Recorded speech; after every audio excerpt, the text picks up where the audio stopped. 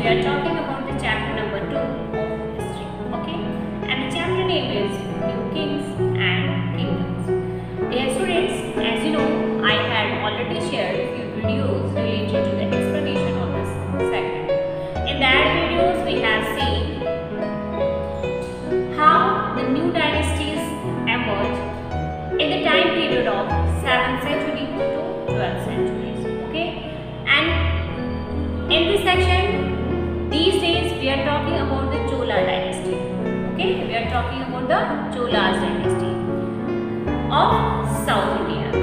Okay, इन दिनों हम किस डायनेस्टी के बारे में बात कर रहे हैं? चोला डायनेस्टी के बारे में बात कर रहे हैं. And founder of Chola dynasty was Vijayalaya. Okay, was the founder of this dynasty. Vijayalaya was the founder of this dynasty. Okay, so these days we are talking about the Chola dynasty, and the founder of this dynasty was Vijayalaya. Okay, in the previous video we have talked about the splendid temples and bronze sculptures of Chola dynasty. Now today we will talk about the agriculture and irrigation of Chola dynasty. Okay, आज हम किस section की बात करेंगे? आज हम बात करेंगे एग्रीकल्चर एंड इरिगेशन की. मीन टू से चोला डायनेस्टी में किस तरह से कृषि और सिंचाई का कार्य होता था. Okay, so dear students, open your book and let's start. Many of the achievements of the Cholas were made possible through new developments in agriculture. Okay, Chola dynasty के जितने भी achievements थे उसमें एक achievement क्या थी? एक achievement ये भी थी इस टाइम पीरियड में एग्रीकल्चर डेवलप होती है बहुत अच्छे लेवल पे. ओके, बहुत ब्रॉड लेवल पे एग्रीकल्चर स्टार्ट होता है. Look at map 2 again. Notice that the river Kaveri branches off into several small channels before emptying into the Bay of Bengal. Okay, तो चोला डायनेस्टी का रीजन क्या था? Near about Kaveri river. Chola dynasty कहाँ emerge होती है? Kaveri river के आसपास. और कावेरी रिवर को क्या कहा जाता है? कावेरी रिवर को दक्षिण भारत की गंगा कहा जाता है. ओके, दक्षिण भारत की गंगा या दक्षिण भारत की सबसे पवित्र नदी किस नदी को कहा जाता है? दक्षिण भारत की सबसे पवित्र नदी ये दक्षिण भारत की गंगा कावेरी नदी को कहा जाता है. तो चोला डायनेस्टी कहाँ पे इमर्ज हो रही है?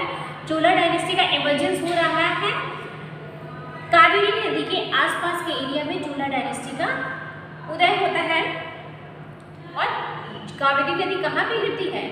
कावेरी नदी बे ऑफ बंगाल में गिरती है. बे ऑफ बंगाल मतलब बंगाल की खाड़ी में ये नदी गिरती है. और बंगाल की खाड़ी में गिरने से पहले ये क्या करती है?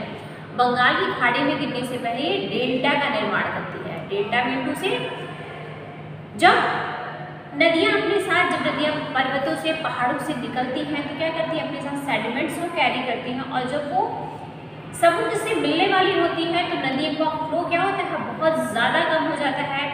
और नदियाँ जो सेडिमेंट्स लाती हैं वो अपने सामने ही छोड़ देती हैं. और अपने सामने सेडिमेंट्स छोड़ने की वजह से क्या होता है?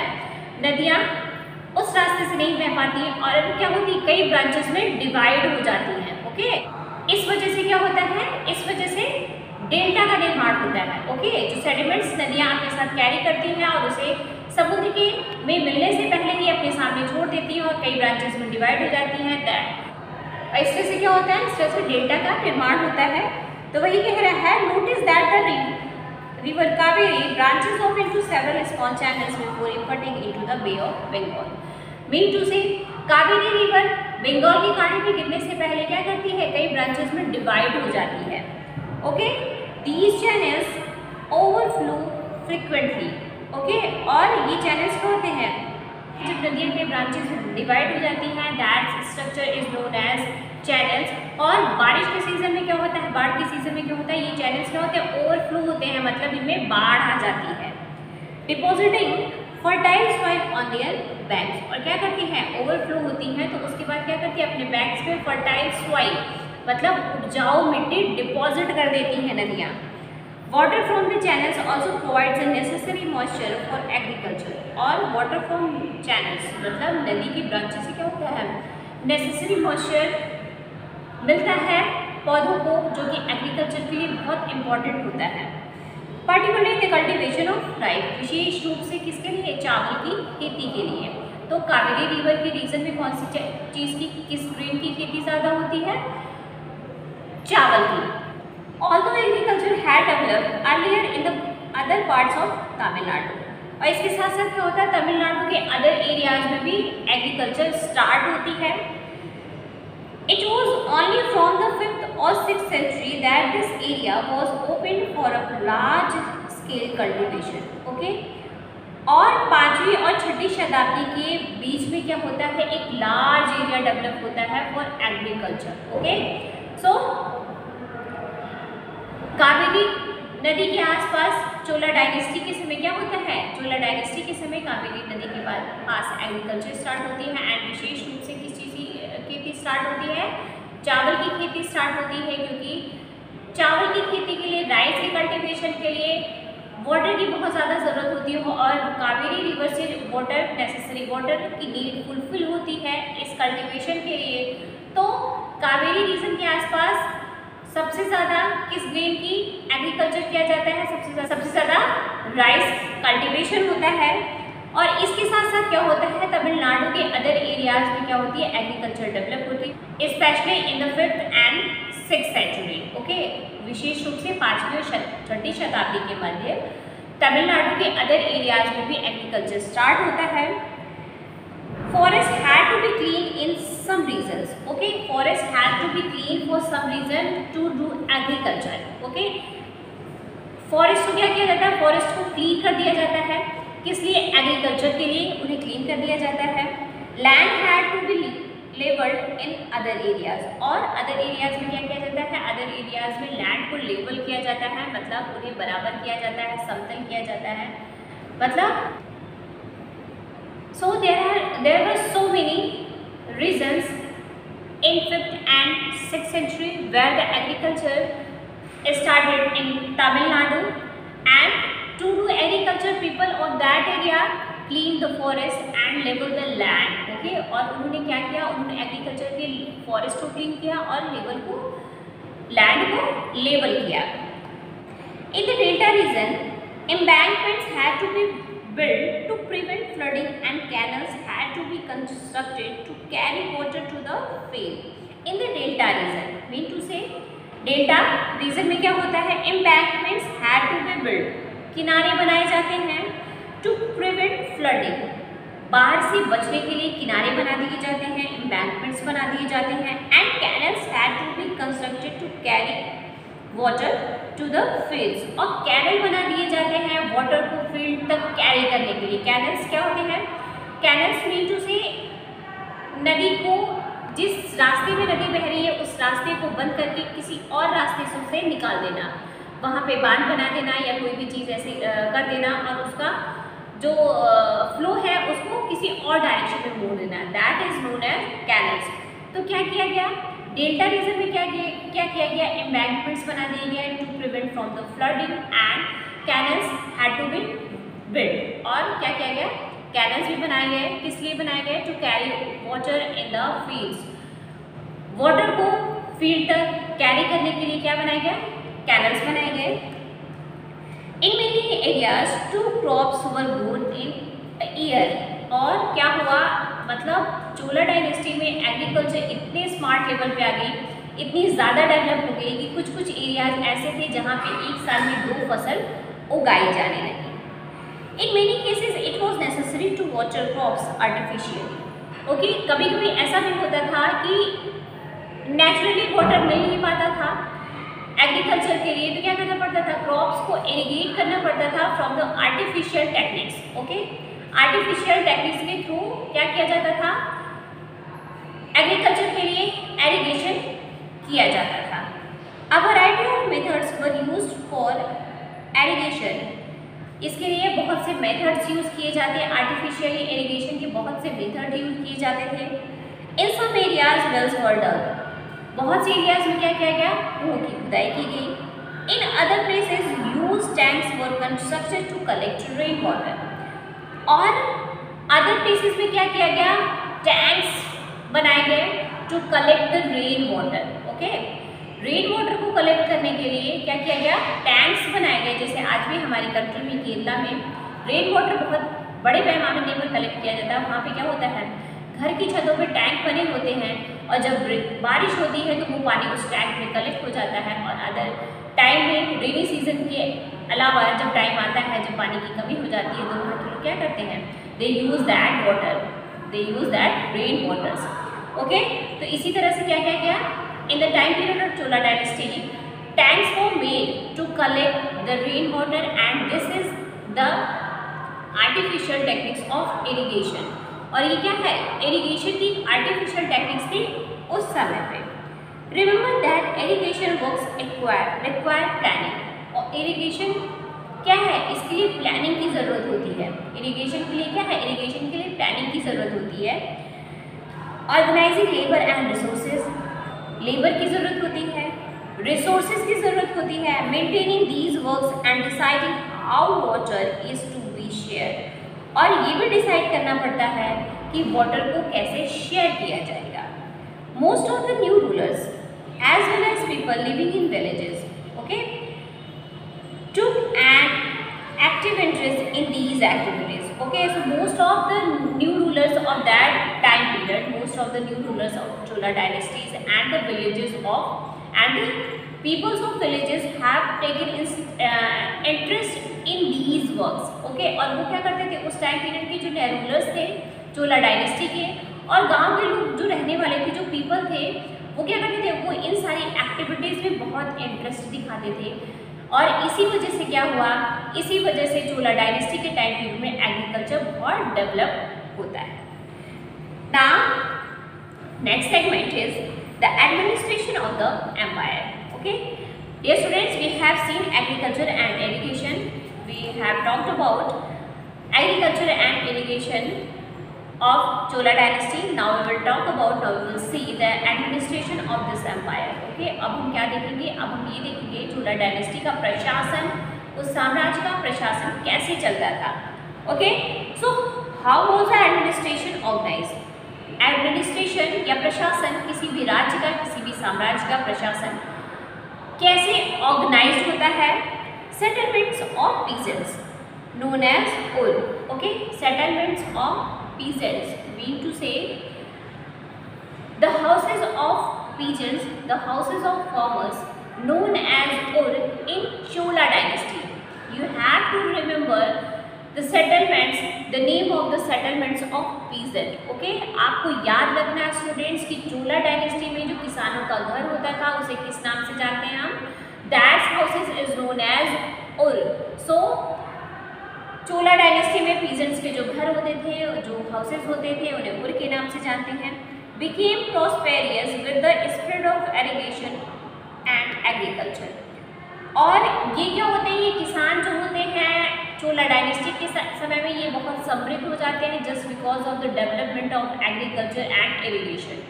ओके, और एग्रीकल्चर और इरिगेशन इतना ज़्यादा डेवलप होता है चोला डायनेस्टी के टाइम पीरियड में कि जो पीजेंट्स होते हैं, जो फार्मर्स होते हैं उस टाइम पीरियड के, वो बहुत ज़्यादा समृद्ध, बहुत ज़्यादा रिच हो जाते हैं। Okay, groups of such villages formed larger units called nine. Group of such villages, okay, group of villages known as nadu in that period. Okay, तो हम पीजेंट्स के हाउसेस को किस नाम से जानते हैं चोला डायनेस्टी में, पीजेंट के नाम, घर को हम उर के नाम से जानते हैं। And units of villages, okay, units of villages is known as nadu in that period, in that dynasty. और विलेजेस, कुछ विलेजेस का जो यूनिट होता था, जो ग्रुप होता था, उसे किस नाम से जाना जाता था, that is known as Nadu.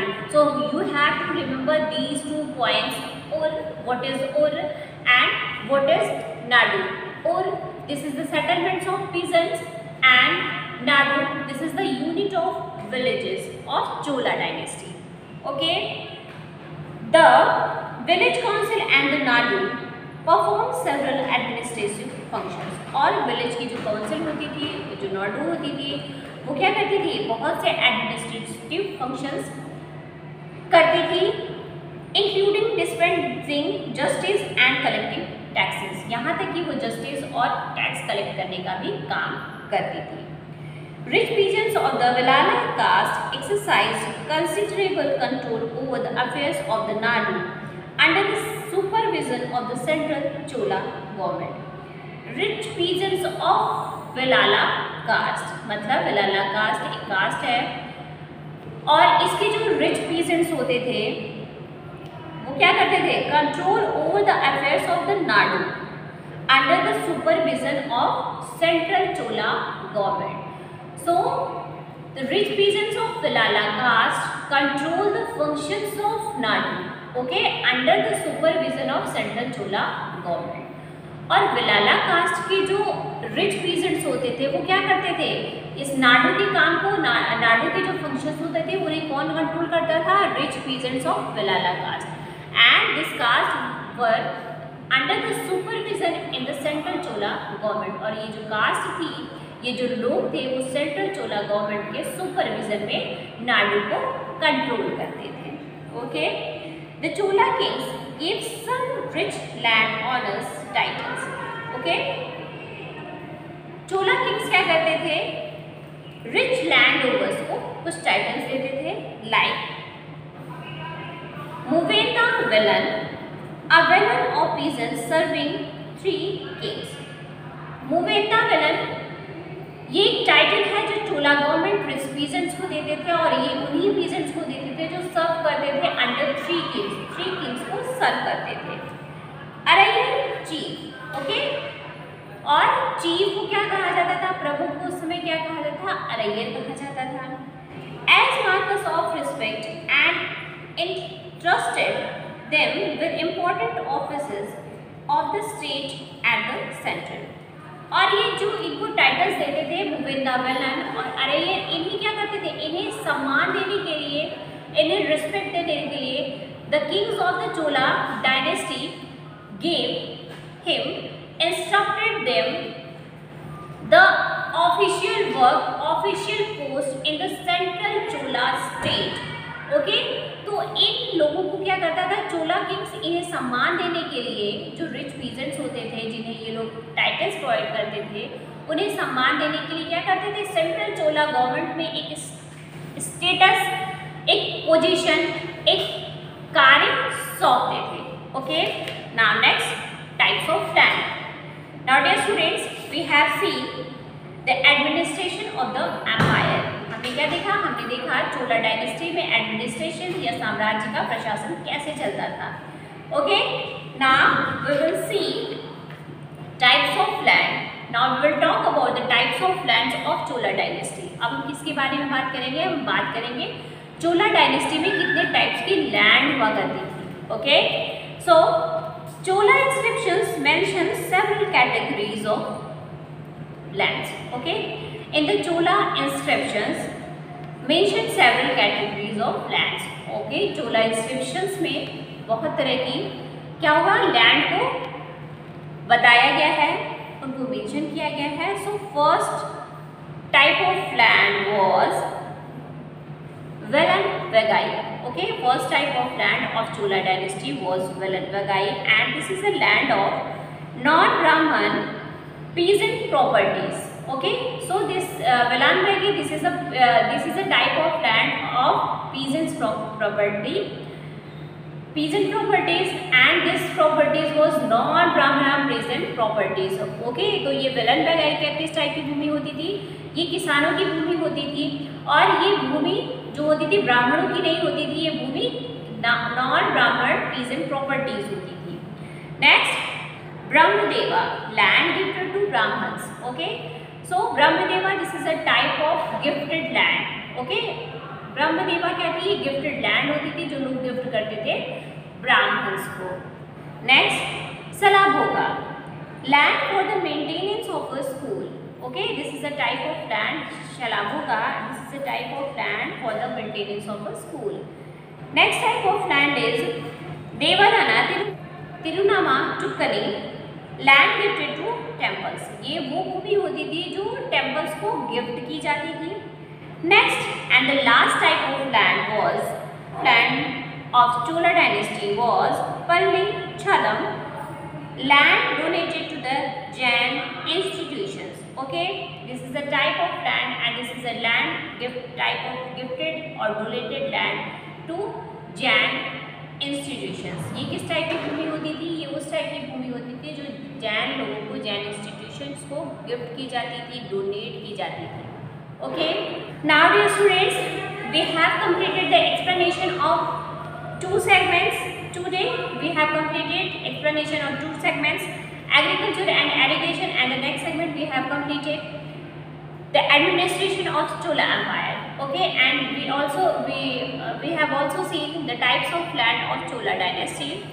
Now dear students, hopefully you have understand the meaning of these two segments very well, but you have any problem regarding any term, and if you have any confusion you can ask me. Okay, now dear students, it's time to your homework. Okay, now it's time to your homework, and your homework is to write the meaning of the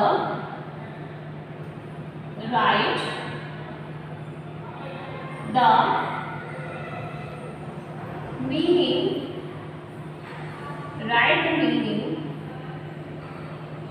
of the given terms. Okay, first term is Ul, next term is Nadu, the third term is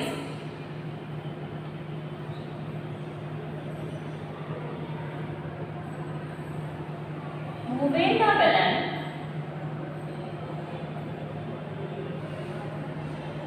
and the fourth is Araya. Fourth term is Araya. Okay. Now question number 2 is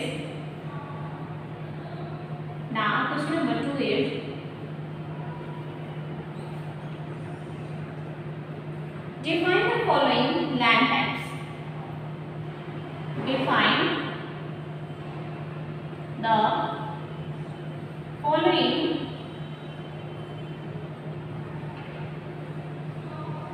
land types. Okay, first land type is Velan Vagai. Next is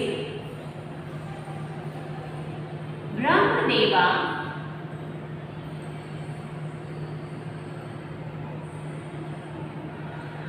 Next type of land is Shalamuga.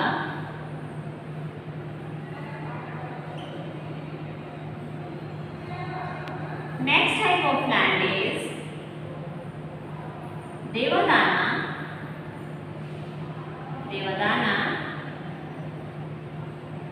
or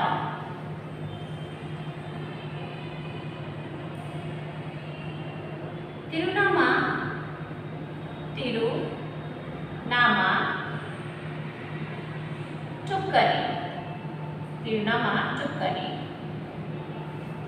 And the last type of land, Palli Chala. So dear students, this is your homework. Okay, what is your homework? These question is your homework. First question is write the meaning of the given terms. Dear students, you have to write the meaning of these 4 terms. Okay, first term is Ur, next term is Nadu, next is Muvendavelan, and the last term is Araya. Okay, you have to write the meaning of these 4 terms in your fan notebook with neat and clean handwriting. Now the next question is define the following land types of Chola dynasty. First type of land was Velan Vagai. Next type of land Brahmadeva. Next is Shalamuga, and the next is Devadana or Tirunama Chukkari, and the last type of land Palli Chala. you have to write the meaning of these terms in your fair notebook with neat and clean handwriting. Dear students, not only you will write this, but also you have to learn the meaning of these following terms. Okay? Now, dear students, see you in the next video with another segment of this chapter. Till then, dear students, bye. Have a nice day.